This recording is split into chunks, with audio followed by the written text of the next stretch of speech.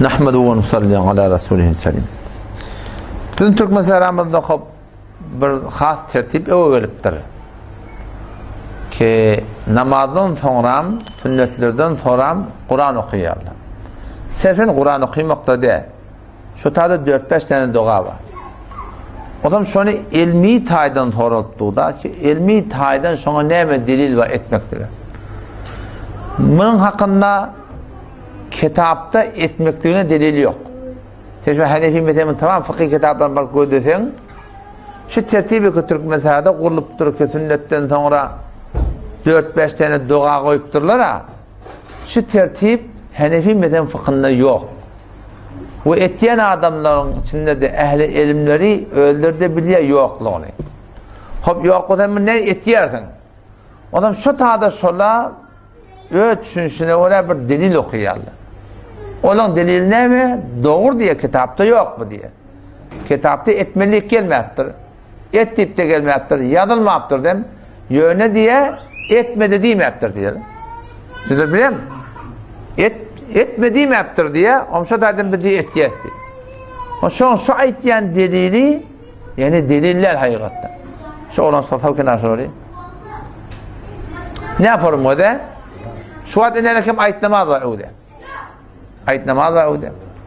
Ayet namazda şimdiden başına ayet namazda gidende şu tadı var nefil okumak doğru değil. Nefil okumak doğru değil. O zaman bir adam şimdiden bir akam şu tadı nefil okuyorsa şundan okuyan namazın nefil namazına sokap yok. Hop ne mi sokap yok? Şunda hidayete geliyor. Cildiyekte Kitab-ı Salat'ta Bab-ı Cuma'da geliyor. Şunda diye ki Peygamber Kudaysam şunu okuymaptır diye. Peygamber Kudaysam şunu okuymaptır. Şunu okuymatlığının öz diye delil şunu okuymalılarlığı diye. Bizim Türk bölümü ne mi diye? O da diye Peygamber okuyma demeyaptır kim diye? Ama Hanefi meden fıkhında ne yaparmaları? Şöyle 2 rekat nefli Peygamber okuymaptır. Çünkü Peygamber okuymaptır. Şu taydan etmek doğru diye. Şimdi bilemez ya adam. Buna ne mi diye? Okuyma demeyaptır diye. Yok Hanefi meden ulemalar diye okuymaptır diye. Yeni bir metal orayını. Cenaze namazda. Cenaze namazdan sonra Türkmen Serra'da dua etyerler. Elin kaldırıp. Hanefi mezhebin kitabında gelir günahkarçılık şu deyip. Dua da otuyor ya Allah deyip. Şu ya Allah demekten sen günahkarçılık deyip. Bir dom şak çıkacak oluyor. Ne yaparım? Ne yaparım? Dua günah olmalı. Sadece görün o da. Erti namazın ifrikat sünnetin ben 4 rekat okuyacak da. Doğru mu şey? Doğru da. Ya maşadan okuyayım hava. Sokap mı? Sokap yok. Günahkarçılık hava. Ne mi deyip? Çünkü Peygamberin okuyan namazını ütüttürün zaten. Şey değil mi? Peygamberin okuyan namazını ütüttürün şu zaten doğru da. Hop. Seninle geliyorsan zinadan ama Peygamber okuyup dur da. Zinat ayılıp dursun. Qıyda ayılıp dursun. Oğla ayılıp dursun. Ağat ayılıp dursun. Yaralar ayılıp dursun. Peygamber 23 yıl zinadan namaz okuyup dur. Ne salam ettir Peygamber tabi Peygamber elini alıp dua ettir da. Sen gelip Peygamberin okuyan namazından cüdeyegeni burada arttıracaksın. Şuna ne mi diyorlar? Şuna belgat diyorlar. Şuna doğru diyorlar. Onun bizim Türkmenler mesela yol oynuyor. O da diye doğru diye zinadan namaz diye 4 tekbir salam tamam oldu. Sonra el kaldırmak yok. Yöne diye etmediğim ettir kim diye. Hanefi mezhebin ulemaları çünkü Peygamber etmeyaptır etmelilerliğe deliliye da buna ne mi diyelim? Etmediğim ettir diye. Adam şunun okuyan delili öğreyandan şu delil. Bu hakikatinin şu deliller yani. Hakikatinde şu deliller. Belki barakayım Peygamber Kudaysam ya da etti de men amile amelen her kim sogap deyip bir iş etti. Her kim sogap deyip bir iş etti. Leyse aleyhi emrine bizim desturumuz yok. Avliyadan bir tertip kurttur Peygamber. Sen kaptanından bir amel ettiğin sogap deyip leyse aleyhi emrine bizim desturumuz yok. Fehuve reddun sen merdut şulat deyip. Şimdi bilemez ya adamı. Her kim sogap deyip bir iş etti. O da Peygamber Kudaysam bir düdgünleri tuttur da. Şu aradan bir düdgünü var. Hacın bir düdgünü var. Namazın bir düdgünü var. Başka ne var arada? Baş bitiren bir düdgünü var. Aydın bir düdgünü var. Ayet namazın bir düdgünü var. Zimma namazın bir düdgünü var. Nikahın bir düdgünü var. Başka tane ayet var. Tadakan bir düdgünü var. Sen şeriat taydan Peygamber Kudaysam bir düdgün düzen mi olsa şun küçükten de kıymetlatmaklık ne mi? Dini yükletmeklik şu.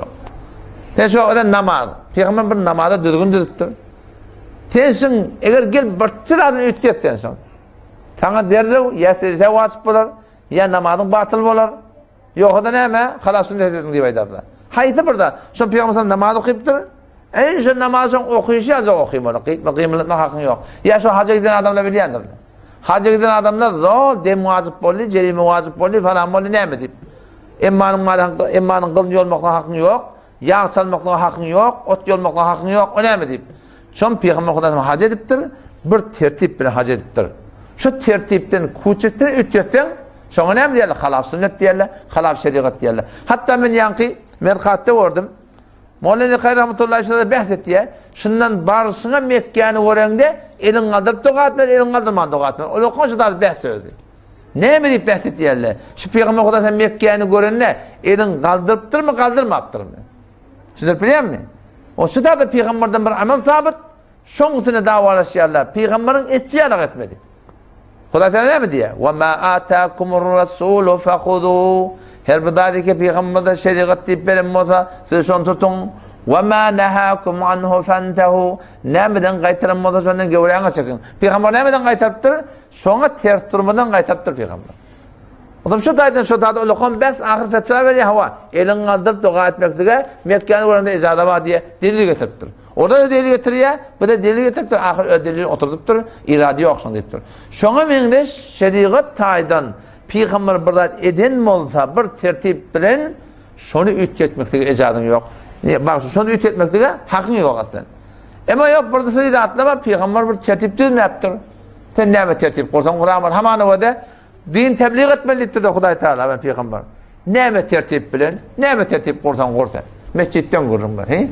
CD'den gururum ben, internetten gururum ben, mahfardan gururum ben. Bu da Hudaý bilen Peygamberin bir defa mutlak hukmu var. Tebliğ edin ettipdir bir de Hudaý Taala. Şeyden, senin hamana wada şeriat taýdan bir de hamana Hudaý Taala bilen Peygamberimiz sadaka berin deyipdir. Şu sadaka vermekdigeden ne yaparım berjek bolsam beri vermeli. Emma eger haýty bir zatda Peygamber bir tertip kurup durmy, şonu ütgetmek ejadan. Ez cümle näme? Ez cümle şu aý 47 ýyly Peygamber bir tertip tutturýardylar. Peygamber diýipdir, hanymady meýite ýedirin diýipdir. Bizimki näme dogrusyny terden bolurlar. Bir hanymady meýitten iýet. Peygamberin aýdan ütgetdiň bolmy ýa bolmadymy? Şu toratynda taidi kulli şey o bilen okuyan delille şu. Bula näme diýerler? Peygamber etmediýmepdir diye. Bir diýet Hanefi mezhebi ulamalar aýdygly ki Peygamber etmedik bolsa şoň etmedigi delil bide. Etmediýmepdir diýip hamaşy üçe oturup azyp arada aýdy jamaat bilen okuýatlar. Qalan wagtda aradadan başga jamaat etmeliler diýen gurun Peygamber aýtmapdyr. Emma ulamalar diýdirler qalan okumak dogry da. Üçe oturup jamaat bilen arada aýdan başga okumak dogry da. Näme diýip Peygamber okymapdyr diýip. Şu taýdan ki var ahim bula bilýärler da, ýa-da wada SMS geldi mi ýa-da? Ki Agay Keşmiri, Abdüsseddiq Ahony Keşmiri ki beýle şeýle zor gurlak etýär ahim. Men oturşok we habiş nasıl otur ödýänen ödi, kitap ýatdyr ödýänen ödi bilýär. Emma şonu şu oturşok ewardy gelenek. Näme diýip? Çünki şöyle bilýärler şeýle etýän ýaňyşlaryň nämelerini. O gelýän mi jog? Ütsizjakda şey diýärmi? Şu taýdan gelmeýärler. Hiç wagtda onu elam ettiler ki amana getirir minnitta. Ben hem näme diýdim? Ýüde gelmerse diýdim da. Ýüde 110 gelip bermerler. Näme diýip? 3 nefer munazara geldi, birer düşünüşmeýän geldi. Ahmad Ahunlar, ýa-ni Seyfiýe dogalan, o düşünüşmeýän gelişler. Bir adam zor aýdyp dursa önüne doğru mu diýär da, bular şoforum boldular. Düşünüşmeýän geldi. Bular ne gelmeýärler, bular bilýärler näme. Bular Türkmen palanatyalyk bilýär diýär da, hewlen kabul edýärler. Alp barýan ýoluň ýalňyşlygyny. Hemen şu usasızcak bolýar. Indi bir murat usasızlyglandy. Taammet aý 47 ýyly olarny hewde ýokally 7-sinde 5-5-ni içetilýärmi? Indi sen 40-50 ýyl bäri sen ahony turan, anamet turan zamanyň haram ýep bermişdik. Haram emeňi bermişdik. Bu kun 40 buram ulukon taqdirli, ulukon taqdirli noktalar zaýyna. Şu ulukon taqdirli diýen adamdan şu wagt öldür ba. Şagirdlerde ba. Aýtýan symada gelip otursunlar. Aýtýan symada gelip otursunlar, şoň ýalňyşlygy sabit etdiler de şeyden. Allah Teala kabul etsin. Assalamu aleykum.